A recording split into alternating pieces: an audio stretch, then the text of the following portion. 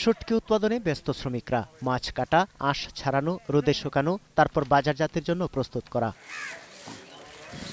হাওড় থেকে সংগ্রহ করা পুঁটি, টাকি, আয়ের, বোয়াল, চান্দা, শোল, টেংরা সহ নানা জাতের মাছের শুটকি উৎপাদন করা হচ্ছে এখানে। কোনো ধরনের ক্ষতিকর কীটনাশক ছাড়াই তৈরি হচ্ছে শুটকি। আর তা রাজধানী সহ দেশের বিভিন্ন অঞ্চলে সরবরাহের পাশাপাশি রপ্তানি হচ্ছে বিদেশেও। এ কাজে কর্মসংস্থান হয়েছে কয়েক হাজার শ্রমিকের। আমাদের ডাঙ্গিতে অনেক মহিলারা কাজ করে ওদের ছেলে মেয়েদের জন্য কিছু একটা বাড়তি উপার্জন করতে পারে। একদম লবণ ছাড়া শুকাই, মাছটার গুণগত ভালো।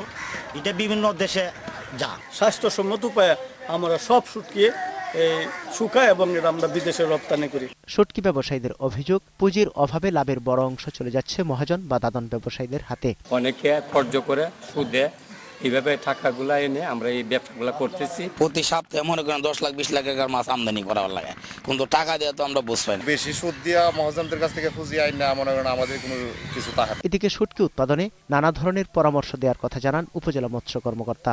শুটকি প্রক্রিয়াজাতকরণ এলাকার লোকজন মৎস্য অফিসের সাথে যোগাযোগ রক্ষা করে এবং মৎস্য অফিস তাদের প্রয়োজনীয় পরামর্শ প্রদান করে থাকে। ব্যবসা টিকিয়ে রাখতে সহজ শর্তে ঋণ সহায়তার দাবি শুটকি ব্যবসায়ীদের।